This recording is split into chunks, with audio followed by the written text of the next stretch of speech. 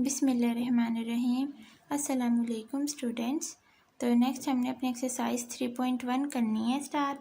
तो देखें first question जो है वो इसमें दो मैट्रिक्स दिए हुए हैं ए और बी, और उसके बाद इसके 6 पार्ट्स दिए हुए हैं कि ये फाइंड आउट करो। तो ये तो दो मैट्रिक्स हैं इक्वल ऑर्डर के 3/3 के।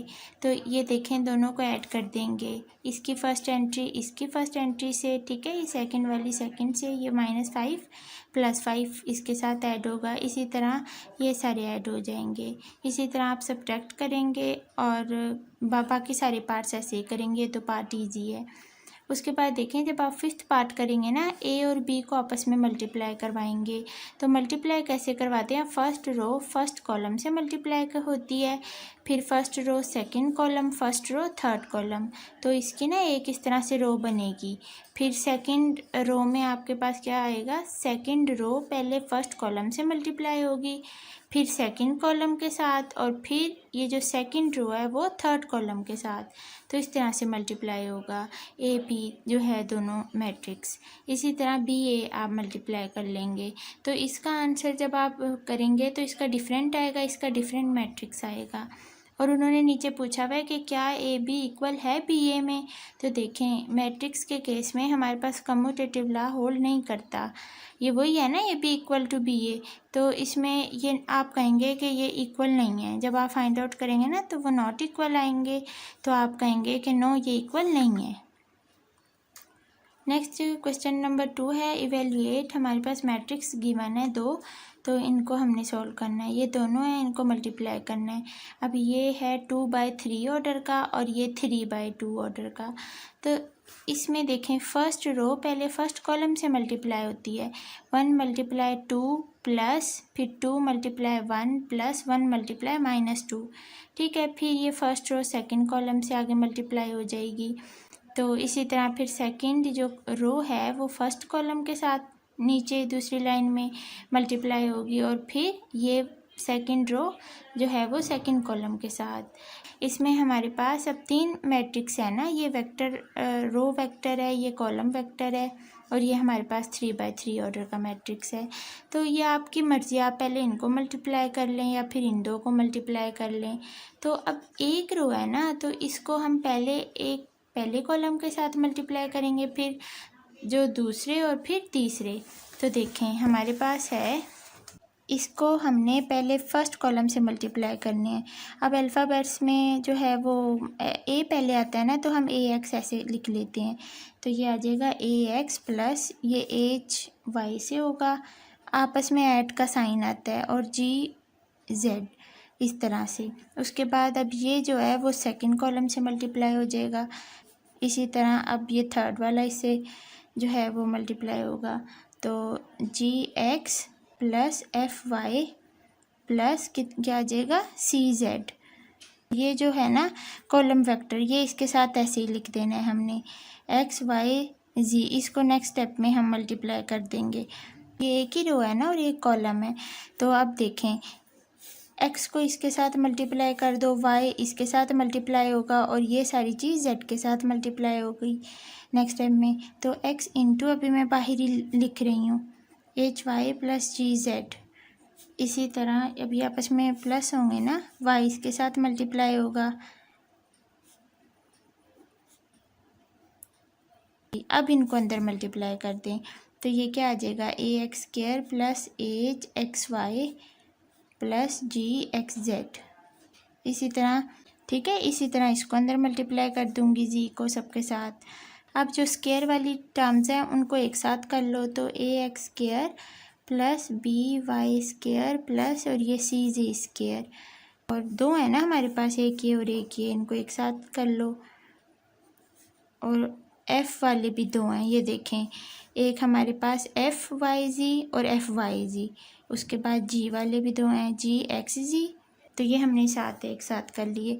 अब नेक्स्ट स्टेप में हमारे पास क्या आ जाएगा, AX² plus BY² plus CZ² plus ये 2HXY हो जाएगा, ये प्लस 2FYZ हो जाएगा, और ये प्लस 2GXZ हो जाएगा। तो ये हमारे पास इसका आंसर है, इनका प्रोडक्ट। इसी तरह नेक्स्ट ये जो थर्ड इसका पार्ट है उसमें स्क्वायर है, तो इसका मतलब है आप ऐसा ये कोर मैट्रिक्स करेंगे तो उन दोनों को आपस में मल्टीप्लाई कर देंगे। यहाँ इसकी क्यूब पावर 3 है, इसका मतलब है हम इस तरह के 3 मैट्रिसेस को आपस में मल्टीप्लाई कर देंगे। ठीक है, इसी तरह ये स्क्वायर है तो इसका मतलब है 3/3 के इस तरह के 2 मैट्रिक्स को हम मल्टीप्लाई करेंगे। और यहाँ भी 3 कैसे, यहाँ देख लें, ये हुए हैं क्वेश्चंस। इस तरह से आप 2 बना के ना उनको मल्टीप्लाई कर देंगे। क्यूब के केस में 3 बन जाएंगे इस तरह के। पहले जो आपकी मर्जी है, इन 2 को मल्टीप्लाई कर लें, इन 2 को। ठीक है, तो क्यूब के केस में आप इस तरह से 3 मैट्रिसेस को मल्टीप्लाई करेंगे।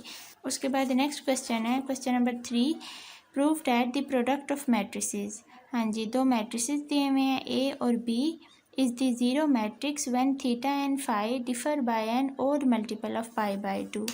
इसका क्या मतलब है, देखें हमारे पास वो कह रहे हैं इन 2 मैट्रिसेस का हमने क्या करना है, प्रोडक्ट फाइंड आउट करना है और प्रूव करना है कि इन दोनों का प्रोडक्ट हमारे पास किसके इक्वल है, 0 के इक्वल है। ये 0 के इक्वल कब होगा, जब थीटा और phi differ by an odd multiple of π/2। इतनी लाइन का क्या मतलब है, इसका मतलब ये डिफ़र का मतलब होता है डिफरेंस, और डिफरेंस का क्या मतलब है कि थीटा माइनस फाई, यही है ना डिफरेंस। तो थीटा माइनस फाई का हमारे पास किसके इक्वल आना चाहिए, ओड मल्टीपल ऑफ π/2। अब हम ओड मल्टीपल कैसे लिखते हैं, 2n+1 और π/2। थीटा माइनस फाई किसके इक्वल हो, π/2 के ओड मल्टीपल्स के इक्वल आए। तो इसको देख लेते हैं, हमने प्रूफ क्या करना है, हमने जो टू प्रूफ करना है, हमने प्रूफ ये करना है कि ए डॉट बी इन दोनों मैट्रिसेस का प्रोडक्ट 0 के इक्वल है। और इसके अलावा जो थीटा माइनस फाई का जो डिफरेंस है वो हमारे पास किसके इक्वल है, 2n+1 जो है ना वो π/2 का ओड मल्टीपल। तो हमने दोनों मैट्रिसेस लिख लिए। अब फर्स्ट रो फर्स्ट कॉलम से मल्टीप्लाई होगी, cos square theta cos square phi. ठीक है, फिर बीच में ऐड का साइन आता है, cos theta sine theta cos phi sine phi, इस तरह से। और फिर फर्स्ट रो सेकंड कॉलम के साथ, तो ये हमारे पास आ गया। फिर सेकंड रो को फर्स्ट कॉलम के साथ मल्टीप्लाई किया, ये सारा आ गया। इसको इसके साथ मल्टीप्लाई किया तो ये आ गया। अब आप इसमें देख रहे हैं ऐड हो रही है ना आपस में दोनों टर्म्स, तो इनमें कॉमन क्या क्या चीज़ें आ सकती हैं। तो इसमें भी कोस थीटा कोस फाई है और इसमें भी कोस थीटा कोस फाई मिल रहा है। तो इस सारी चीज़ में से हम ये चीज़ कॉमन ले लेंगे और बाकी ब्रैकेट में लिख देंगे। इसी तरह चारों में, बाकी तीनों में भी हमने चेक करना है कि क्या क्या चीज़ जो है ना वो कॉमन आ रही है। इसमें देखें कोस थीटा इसमें भी है, इसमें भी है, और साइन फाई इसमें भी है और इसमें भी है। तो कोस थीटा और साइन फाई इधर से कॉमन आएगा, ठीक है, इस वाले हिस्से में से। और इसी तरह इसमें से हमने ये चीज़ें कॉमन लेके और सारा ब्रैकेट में लिख दिया। अब आप जानते हैं, आपने फॉर्मूला पढ़ा है कोस अल्फ़ा माइनस बीटा का, ये उसी का फॉर्मूला है ना, cos alpha cos beta plus sine alpha sine beta. तो आपके पास ना ये सारी आ गई, उनकी जगह पे हमने वो पुट कर दिया। उसके बाद अब ये चारों का सेम है तो इसको कॉमन निकाल लो, कोस थीटा माइनस फाई को। अब देखें ये मैट्रिक्स तो हम रख नहीं सकते इक्वल 0 के, हमने इनका प्रोडक्ट 0 के इक्वल प्रूफ करना है। तो इधर से ना हम इसको इस चीज़ को इक्वल टू 0 लिख देंगे। अब यहाँ से देखें theta minus phi is equal to, अब हमारे पास कोस इन्वर्स 0 ये है ना हमारे पास प्लेन, यहाँ हमारे पास है π/2, π/2 पे कोस 0 होता है। इसके अलावा यहाँ 3π/2 पे हमारे पास 0 होता है। इसी तरह यहाँ जो है 5π/2, इसी तरह यहाँ फिर 7π/2, इसी तरह मतलब कोस जो है ना तमाम ओड मल्टीपल्स पे कोस हमारे पास 0 वैल्यू देता है।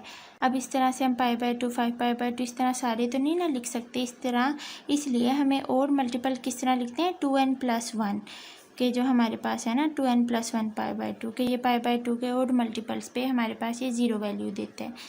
नेक्स्ट क्वेश्चन नंबर 4 है, the direction cosine of 2 lines are λ1 λ2 λ3 and μ1 μ2 μ3 prove that the product, हाँ जी, इन दोनों का प्रोडक्ट करना है कि वो ज़ीरो के इक्वल है if and only if the lines are perpendicular to each other.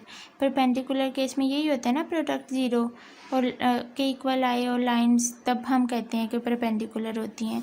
तो दोनों मैट्रिसेस को हमने इस तरीके से मल्टीप्लाई कर लेना है। देखें, फर्स्ट रो को फर्स्ट कॉलम के साथ, फिर इसको इसके साथ, फिर फर्स्ट रो को थर्ड, इसी तरह हमने इनको मल्टीप्लाई करवा दिया यहाँ। अब आपने इसमें से उसी तरह देखना है सब में क्या चीज़ कॉमन है, लैम्डा 1 म्यू 1। तो जो चीज़ जिसमें से कॉमन आती जा रही है ना, उसको आपने कॉमन कर लेना है। इसमें से हमारे पास क्या कॉमन है, लैम्डा 3 और म्यू 3, इसमें भी है, इसमें भी है और इस थर्ड वाले हिस्से में भी है, तो वो हमने कॉमन ले लिया। उसके बाद जो अंदर वाली ब्रैकेट वाली चीज़ है, आप देखेंगे कि सब में एक जैसी है, तो वो उस ब्रैकेट वाली को आप बाहर कॉमन कर लेंगे तो आपके पास ये आ जाएगा।